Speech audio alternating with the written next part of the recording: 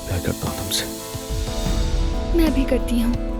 मैं उमर से कितनी मोहब्बत करती हूँ बता नहीं सकती, अल्फाज कम पड़ जाएंगे।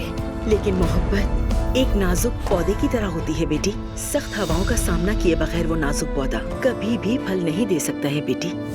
आपके पोते उमर ने मेरे बेटे मेहमेद की मंगेतर आयजा को उससे छीन लिया, उसे पकड़ कर निकाह की बेस पर ले गया और फिर यहाँ ले आया। अम्मी यहाँ ले आया।